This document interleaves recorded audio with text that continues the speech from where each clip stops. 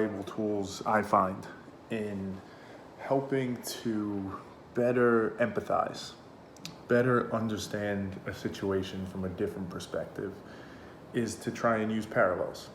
To try and find, and as many of you know, I like to use math kind of to explain my thinking. So it's kind of like you want to find a situation with the same underlying equation, the same underlying math that's being run, right? The same kind of algorithm to output a certain answer. Because if you can find a situation where, like, at its root, at its core, it's the same thing, right? The circumstances, the dynamics, the specifics, some of those things may differ. But if at the root it's the same thing, I find it's very easy then to put yourself in that perspective or understand, like, oh, that's why they think that way, or that's why they're acting that way, or that's why they're doing that. And for situations where historically or traditionally you struggle to do that, or better yet, you're typically cynical or skeptical of the other side, this is a good way to do that testing, right? We always talk about, or at least I do, certainty is the enemy. So in a situation where you're like, I know what that person's doing, I know exactly what they're up to, I know they're full of shit, or they don't really think that, or they have some other agenda, maybe, but you have to test that. You have to challenge that, right? How do you know that for certain?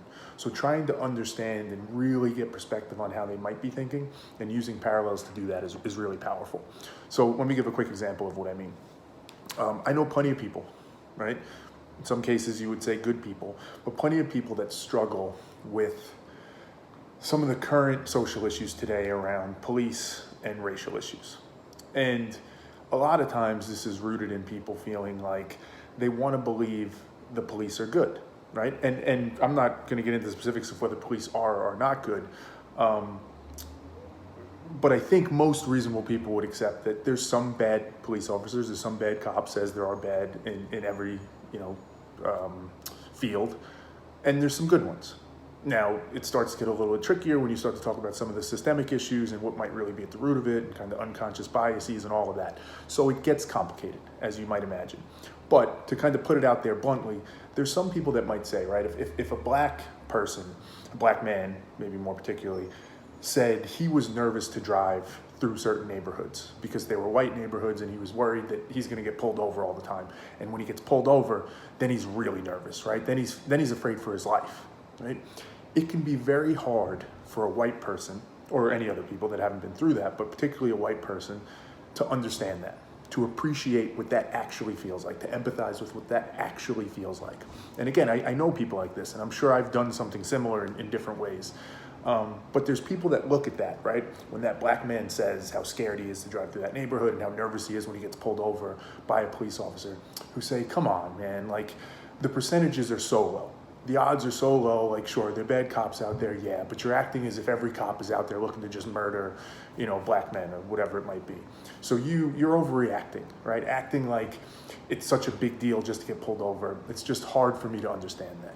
You can imagine somebody saying that. Likely you've heard somebody saying that, or at least you can imagine it. So the parallel I would make, which I think is really valuable and relevant today, is to COVID. Because I know a lot of people who, again, the underlying math is very similar, right? They've perhaps been vaccinated, maybe they're relatively healthy, maybe they're young. Maybe when you look at just the numbers, the risk of COVID, the risk of them getting COVID and getting really sick and, God forbid, dying is very, very low. The numbers are small, right? But when that fear is put right in front of your face, and there's a situation where there's a possibility, even if the numbers are small, it can have quite an impact on your mind, right? That even small fear of death, or perhaps slightly increased fear of death because of the circumstances of the situation, it can have people acting all sorts of different ways. And I know plenty of people who, from a COVID perspective, because of that increased fear, again, even though the numbers are small, they've changed a lot about their lives, right? The actions they take, the way they think is completely different now, right? It's severely impacted them to where maybe they don't travel as much as they used to. Maybe they don't mingle with people as much as they used to. Maybe they take extra precautions in terms of masks and different gear that they wear. Maybe they've gotten vaccinated and they want booster shots and they want more things. Maybe they've started exercising more.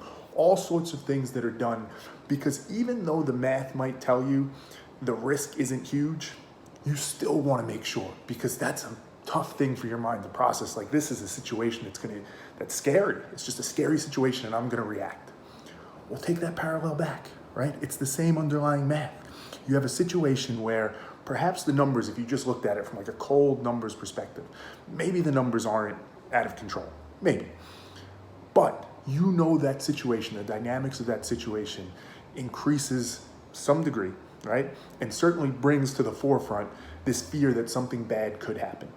So if I'm that white person who's skeptical of black people who are afraid of the police, right? And you say, well, the numbers, you look at all that. Well, think about how you might be reacting to COVID.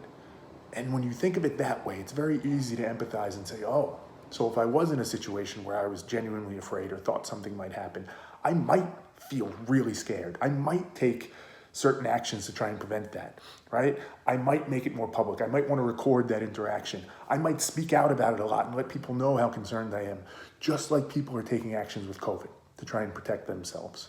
So to me, that's just a beautiful example where if you want to do the work, if you want to test and challenge your own thinking, if you want to look for ways to empathize better and try and get the full picture, not just one perspective or a shrunken perspective of it, that's a great way to do it. Find those parallels where it can allow you to unlock and think perhaps more like that person's thinking, feel more what that person's feeling.